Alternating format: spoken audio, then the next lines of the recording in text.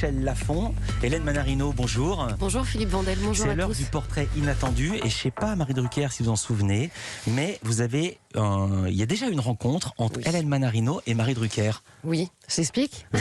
J'avais 19 ans, j'étais étudiante à Lille, première année de journalisme, et je viens vous voir au Furet du Nord avec ma grande sœur, et vous m'avez donné des conseils pour être journaliste. Voilà. De bons conseils, j'espère. Oui, parce que je suis devenue journaliste. Mais oui, mais maintenant je me souviens très bien, j'ai jamais fait le rapprochement, mais je m'en souviens très très bien, parce que je suis allée une fois au Furet du Nord, j'espère y retourner, et je m'en souviens très très bien. Ah bon, elle était comment? Attends, je veux envie de savoir, elle était comment? Elle était déjà ravissante, très sympathique et déterminée, voilà.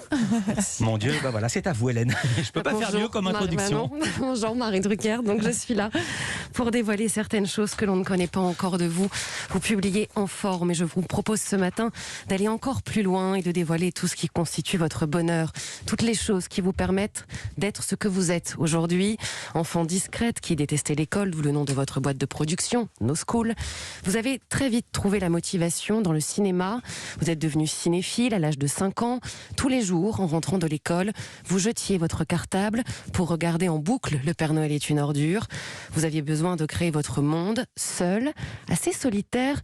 Vous appréciez surtout la compagnie des adultes. D'ailleurs, un jour, votre maman a décidé de vous faire une surprise en invitant une de vos copines de classe chez vous. Vous avez ouvert la porte à votre amie en lui disant bonjour et vous êtes reparti seul dans votre chambre en la laissant. C'est vrai? Bien sûr, c'est vrai. C'est dingue. Et pourtant, Marie Drucker, ce qui vous met surtout en forme, c'est de rendre heureux les autres. Lorsqu'un ami vous dit qu'il craque sur une fille que vous connaissez, vous êtes capable d'organiser un déjeuner avec elle dans le même restaurant que votre ami pour qu'il tombe sur vous par hasard et que les deux puissent se rencontrer. Vous pouvez être un petit peu Cupidon. Ça a marché? Non. C'était Chalençon alors. Ça n'a pas marché. Amie présente, drôle, bosseuse, cuisinière hors pair.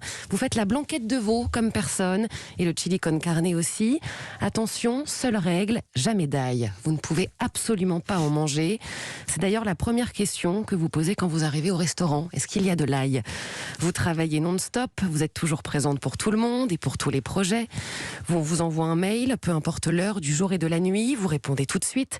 Vous êtes capable de discuter d'un projet à 1h du matin quand vous y croyez. Vous ne lâchez rien.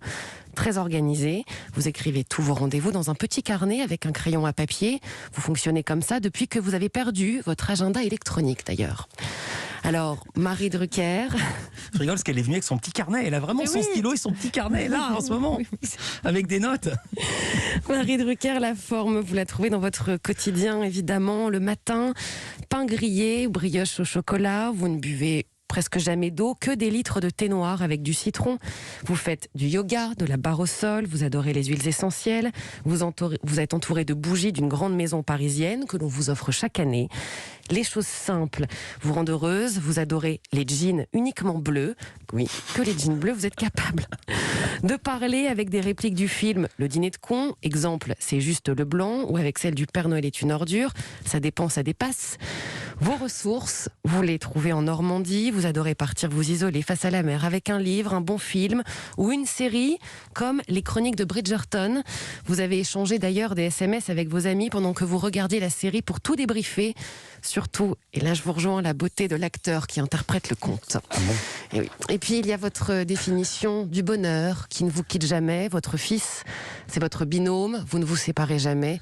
Vous collectionnez même ces petites phrases, vous les notez toutes. Alors Marie Drucker, vous avez toujours été très optimiste, vous vous plaignez rarement, vous trouvez toujours le bon mot, même quand il y a des galères. Vous ne voyez pas le problème, comme quand vous êtes à Ibiza pour un mariage, que la fête se termine très tard et que votre chambre donne sur le cours d'aquagym qui a lieu à 8h du matin. Et il faut savoir que vous êtes une très grande dormeuse surtout. Ou alors quand vous partez à l'étranger assez loin et qu'il pleut toute la semaine. Vos proches vous admirent, votre personnalité, votre travail, vos cheveux, votre chevelure est devenue une star dans la famille puisque vous êtes la seule brune. Alors Marie Drucker, vous nous donnez des astuces pour être en forme. Et il y en a une qui paraît évidente finalement, c'est de vous avoir comme amie. Bah oui, en même temps tu l'as comme amie, t'arrives, elle se barre. C'est quand même complètement dingue cette histoire. Comment elle l'a pris, la petite fille qui était venue à votre rencontre vous voir? Alors, j'ai une très bonne mémoire, mais qui ne va pas jusque-là.